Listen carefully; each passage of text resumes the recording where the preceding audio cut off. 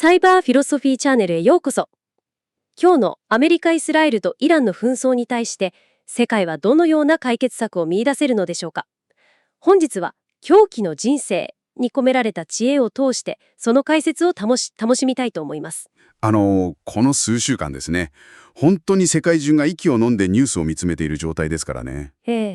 これほど複雑に絡み合った事態をどう解きほぐすかっていうのは、私たちにとっても大きな挑戦になります。本当にそうですよね。今この音声を車の中や通勤電車で聞いているあなたも、毎日のように飛び込んでくるニュースに、はい。ミサイル攻撃だとか株価の大暴落だとか、正直かなり疲弊しているんじゃないでしょうか。まあ、無理もない状況ですよね。そこで今日私たちが膨大な資料からピックアップしたのは、一見すると水と油のような全く違う2つのテーマなんです。はい。非常にユニークな組み合わせですよね。そうなんです。一つは現在進行形で世界を揺らぐしらしている中東の重大な軍事衝突、つまりアメリカ・イスラエル対イランに関する膨大な最新ニュース報道です。そしてもう一つがなんと哲学論文なんですよ。哲学ですか？はい。後天中間だ神明の死亡、日本語にすると狂気の中に見出す生命の希望というタイトルの非常に興味深い研究資料です。この血みどろの地政学的な現実と古代から現代に至る狂気の哲学、これらをどう結びつけていくのか、すごく興味をそそられる構成ですね。今日の私たちのミッションは、政治学や軍事戦略だけではもはや解決の糸口が見えないこの絶望的な世界に対して、はい。古代中国の思想家である庄司と現代ドイツの社会学者ニクラス・ルーマンのシステム理論を掛け合わせることで、この状況に対する新たな解を導き出せるのかどうかを探求することです。それはとてもスリリングな試みになりそうですね。ただ、本題に入る前に一つだけ番組として重要な免責事項をお伝えさせてください。はい。大事なことですね。今回私たちが読み解く政治的あるいは軍事的なニュース素材の中には、右派、左派を含め様々な立場からの報道が含まれています。当然そうなりますね。ですが、私たちは特定の国家や政治的立場、またはいかなる軍事行動も支持したり応援したりするわけではありません。あくまで客観的な分析ということですね。はい。元の資料に含まれる事実とアイディアを中立的にお伝えし、あなたがこの複雑な世界を理解するための手助けをすること、それが目的です。はい、承知しました。その点をご理解いただいた上で、ぜひ最後までお付き合いいただければと思います。さて、これを紐解いていきましょうか。よろしくお願いします。まずは、現在この炎上している世界で何が起きているのか、事実関係から整理していきたいと思います。そうですね。ニュースのヘッドラインをざっと追うだけでも、今回の衝突は過去の局地的なものとは全く次元が違うことがわかります。本当に。軍事レポートを読んでいて、正直その規模に鳥肌が立ちました。具体的にはどのあたりが気になりましたか？アメリカとイスラエルによる大支持危機行動、オペレーションライジングライオンですね。それから、獅子のヌロ、オペレーションエピックフューリーと呼ばれる作戦です。あの2つの大規模作戦ですね。なんと200機もの戦闘機が動員されて、イランの核施設や軍事インフラが集中的に狙われました。200機というのは、現代の航空作戦としては途方もない規模ですよ。ですよね。この引き金になったのは、イランのウラン濃縮度が 83.7% に達したという疑惑です。はい。83.7% というと、兵器級とされる 90% にほぼ手が届く数字ですからね。おまけに核交渉も完全に決裂してしまった。そこで、アメリカとイスラエル両国は、これ以上の時間的猶予はないと判断して、レッドラインを越えたわけです。なるほど。ただ、ここで非常に興味深いのは、この軍事作戦が単なるインフラの破壊にとどまらなかったという点なんです。というと？イランの国家構造そのものに巨大な地殻変動を引き起こしたんですよ。地殻変動ですか？確かに単なる爆撃の被害報告以上の何かが起きていると資料にもありましたね。一連の攻撃の中で、長年イランを率いてきた最高指導者のアリ・ハメネイ氏を含むトップ層が暗殺されたと報じられています。トップの暗殺？はい。そして即座に、彼の息子であるモジュタバ・ハメネイが新指導者の座につきました。それって国家にとってものすごい衝撃ですよね。おっしゃる通りです。これはイランの歴史において最も劇的で、かつ脆弱性を伴う権力の移行です。指揮系統が根底から揺さぶられた状態にあると言っていいでしょう。トップが突然いなくなるなんて、どんな組織でも大パニックになりますよ。そうですね。でも、だからといってイラン側も白旗を上げたわけじゃないですよね。彼らの反撃戦略がまた背筋が凍るような内容ですって。あの戦略ですね。正面からアメリカやイスラエルの大軍と撃ち合うのではなくて、非対称消耗戦に舵を切っているんです。はい。アシンメトリックな戦い方です。具体的には、ホルムズ海峡の封鎖をちらつかせたり、周辺のエネルギー施設にサイバー攻撃やドローン攻撃を仕掛けたりしています。なるほど。これ、なぜ彼らはあえて正面衝突を避けているんでしょうか。まさにそこがイランの計算し尽くされた戦略なんです。計算し尽くされた？圧倒的な軍事力を持つ相手に砂漠や空で正面から挑めば数日で壊滅させられてしまいます。確かに戦力差は歴然としていますからね。だから彼らは戦場を物理的な中東の土地から世界の経済システムへとスライドさせたんです。経済システムへスライドですか？はい。エネルギーのチョークポイントである海峡を握ることで、アメリカやイスラエルだけでなく世界中の国々に耐え抜かない経済的コストを強いることができる。なるほど。それが相手の軍事行動に対する最大の抑止力になると考えているわけです。自分たちを攻撃すればお前たちの経済も道連れにしてやるぞということですね。そういうことです。その結果、原油価格はあっという間に1バレル119ドルを突破してしまいました。はい、異常な高値です。今これを聞いているあなたも、もはや中東の戦争なんて遠い国の話だとは思えなくなっているはずです。直接的な影響が出ていますからね。だって、この地政学的ショックで日本の日経平均株価は3600点超という歴史的な大暴落を起こしましたし、台湾の株式市場も2000点超えの下落でしたね。そうなんです。経済の血液である原油が止まれば、金融市場は一瞬でパニックを起こしますよね。まさにイランの狙い通りにシステムが揺らいでいるわけです。しかも株価だけじゃないんですよ。台湾の天然ガス備蓄は現在わずか11日分しか残っていないというデータもありました。11日分ですか。それは文字通り暖気、つまりガス欠の危機ですね。そうなんです。遠い中東で飛んでいるミサイルがあなたの投資信託を吹き飛ばし、来週の電気代を跳ね上げ、最悪の場合には社会のインフラをストップさせるかもしれない。はい。これが非対称消耗戦の本当の恐ろしさなんですね。その通りです。現代の戦争はもはや局地的な領土争いではなくて、私たちが日々依存しているシステム全体への攻撃として機能しているんです。正直なところ、この状況をニュースで追いかけているだけでどんどん絶望的な気分になってきます。出口が全く見えないというか。多くの方がそう感じていると思います。でも、ここからが本当に面白いところなんですが。はい、いよいよですね。ここで先ほど触れた哲学論文、風天中から見る生命の誹謗を引っ張り出したいと思います。政治学や国際関係論が行き詰まった今だからこそ、全く違うパラダイムからのアプローチが必要になるわけですね。その通りです。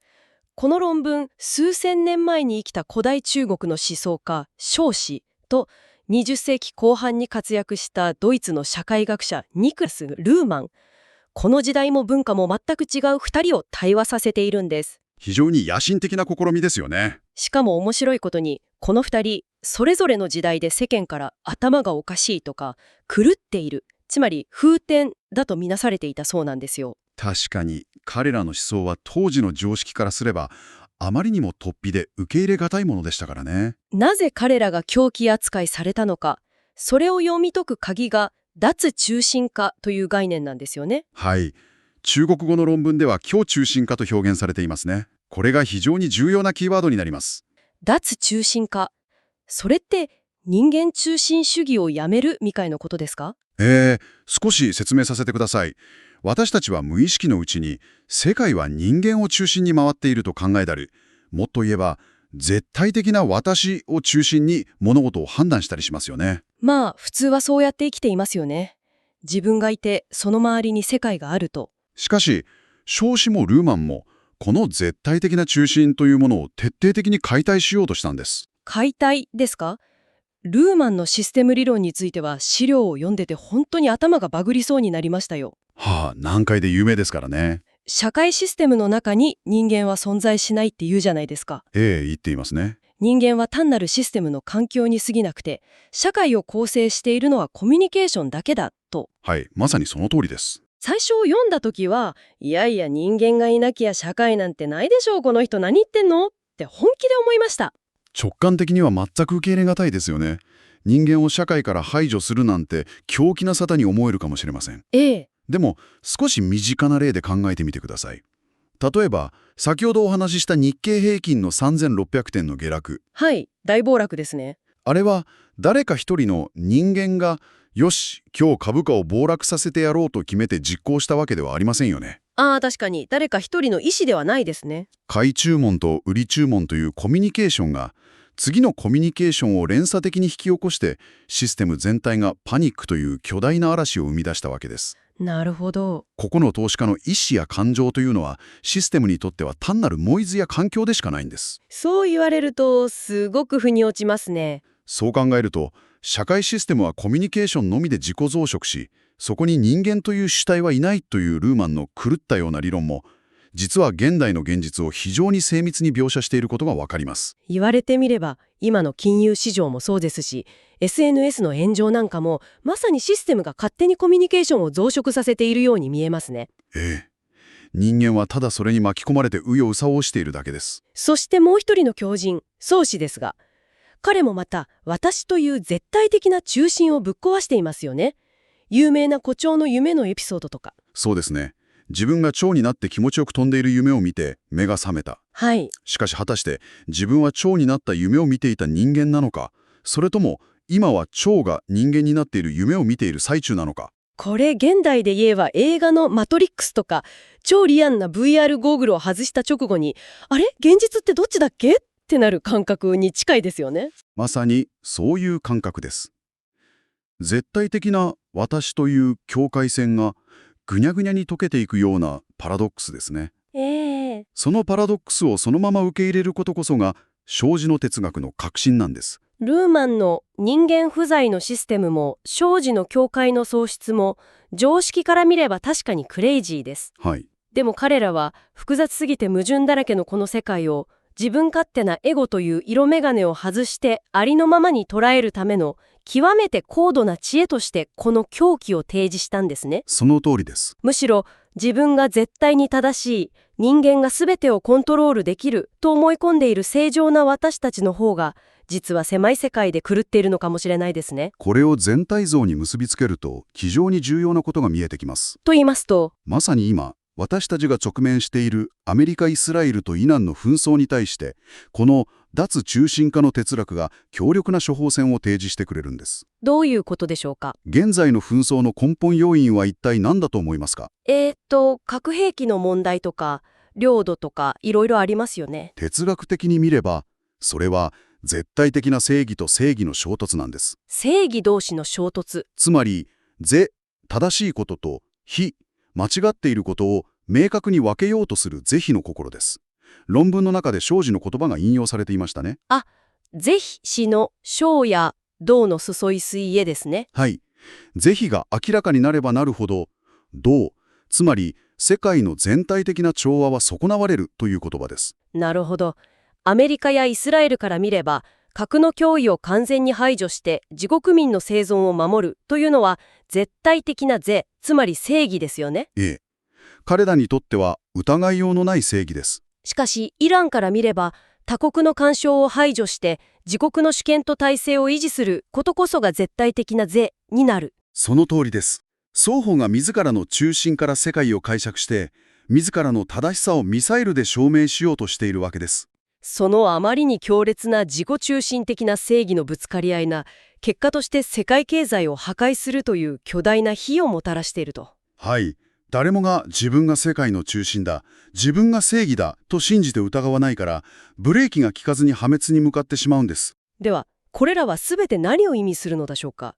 この血みどろの対立に対する哲学からの具体的な解決策というのは何なんですか？論文が提示している解決策の一つが、ショークの座棒という概念、そしてそれを現代の国際政治に応用した真の演技、ジェニュイン・プリテンディングというアプローチです。座棒と真の演技。座棒とは、自分の中にある絶対的な価値観や私という自意識を一旦忘れ去ることです。はい。そして真の演技とは、自分が今演じている絶対的正義の執行者や絶対的被害者という役割が実は世界の中で偶然与えられたものに過ぎないと認識することなんです。ちょっと待ってください。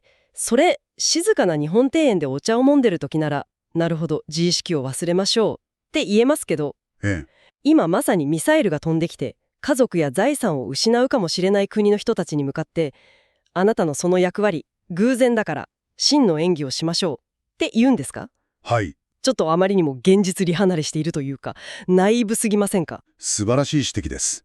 確かに、戦火の戦中にいる人々に、全ては演技だというのは残酷に聞こえますよね。そうですよ。しかしこれは決して現実から逃避しておままごとをしろと言っているわけではないんです。ではどういうことなんでしょ例えば、あなたが真剣にチェスやボードゲームをしている時を想像してみてください。う？チェスですか？はい。あなたは盤上で敵の王を殺すという役割を全うするために徹底的に攻撃しますよね。もちろんです。勝つためにやりますから。しかし、ゲームが終わった後、対戦相手を現実世界で本気で憎んだり殺そうとしたりしますか？しないですね。あくまで盤上のルールの中での役割だと分かっていますから。それが真の演技なんです。ああ。外交や軍事の場において、国益のために激しく交渉したり、防衛したりすることはシステム上避けられません。はい。しかし、問題なのは、現代の国家や指導者たちが、その役割に完全に没入しすぎて、自分たちが絶対的な正義そのものだと錯覚してしまっていることなんです。なるほど。相手をゲームの対戦相手ではなく、この世から消し去るべき絶対悪だとみなしてしまうんですね。ええ。完全に役割に飲み込まれてしまっているんです。だからこそ、自己の絶対的立場を脱中心化するんですね。その通りです。相手との矛盾やパラドックスを敵対して全滅させる理由とするのではなく、新たな外交システムを動かしていくためのエネルギーとして利用するんです。なるほど。めちゃくちゃ腑に落ちました。双方がこれは巨大なシステムの中のコミュニケーションの一つに過ぎないと一歩引いて認識し、真の演芸を行うことができれば、ガチガチに固まった是非の対立から抜け出して、より柔軟な落としどころを見つけることができると。はい。それがこの論文の主張です。相手を物理的に消し去るのではなくて、終わらない対話のシステムの中に対立構造そのものを組み込んでいくイメージですね。まさにそういうことです。ただ、そうは言っても、今この放送を聞いているあなたが抱えている個人的な恐怖ってありますよね。リスナーの方の現実的な不安ですね。ええ。株が大暴落して老後の資金が消えるかもしれないとか、戦争の余波で明日の生活が立ち行かなくなるかもしれないというリアルなパニック。はい。これはどう処理すればいいんでしょうか？それが最後のポイントになります。庄司の言う、庄司の克服です。庄司の克服。ルーマンの視点を借りて説明しましょう。あなたがニュースを見て抱くそのパニックや恐怖感でさえも、実はあなたという個人が独立して生み出しているわけではないんです。違うんですか？自分が怖いと感じているのに。メディアの報道や金融市場の数字といった巨大な社会システムと、あなたの心理システムが情報をやり取りして、システム的に現れる反応の一つに過ぎないんですよ。つまり自分が感じているこの絶望すらも、巨大な機械の歯車が秋積む音みたいなものだと。はい。そして庄司の哲学では、世界と自己は域式相関。つまり、全ては密接に結びついて一つのシステムとして呼吸していると考えます。域式相関ですか？ええ。個別の私が財産を失う、あるいは極端な話、命を落とすということも、広大な自然の流れ、システムの変転の一部に過ぎないんです。なんだかスケールが大きすぎて圧倒されますね。この変化を自然な流れとして受け入れ、絶対的な私や私のものという執着を手放すこと。それができれば、この狂ったような世界の中にあっても、ある種の平穏と希望を見出すことができると説いているんです。なるほど。自分を中心に、自分が損をした、自分が危ないと考えるから苦しくなるけれど、はい。自分もまた、この宇宙や社会という巨大なシステムの流れの一部なんだと受け入れる。そう視点を変えるだけで、なんだか少し肩の力が抜けて深呼吸できる気がしますね。ええ。ただこれは同時に非常に重要な問題を提起します。何でしょうか？今日の議論を踏まえて、最後にリスナーのあなたに向けて、少し挑発的な思考実験を投げかけたいと思います。挑発的ですか？お願いします。もしルーマンの言うように、社会システムには人間が存在しないのだとしたら、はい。私たちが日々ニュースを見て感じている国家の激しい怒りや報復の連鎖というものは、実は特定の指導者の意思ですらなく、単にシステムが自己保存のために再生産し続けている幻影に過ぎないのでしょうか。だとしたら、戦争というシステムがシステム自体を維持するためだけに私たち人間を巻き込んで暴走しているだけだと。その通りです。だとしたら、今これを聞いているあなたという個人の心理システムは、この巨大で凶暴な社会システムのノイズからどうやって自分自身を切り離し、真の意味での自由を手に入れることができるでしょうか。私たちはシステムに踊らされている蝶なのか、それともシステムを内側から観察する存在になれるのかということですね。はい。鳥肌が立ちました。私たちが直面している現実は、私たちが思っているよりもずっと深く、そして不気味な仕組みの中で動いているのかもしれませんね。この問いの答えは、ぜひあなた自身の日常の中でじっくりと考えてみてください。お聞きいただきありがとうございます。今回の内容が皆様のお役に立ち、何かインスピレーションを得るきっかけとなれば幸いです。それではまた次回お会いしましょう。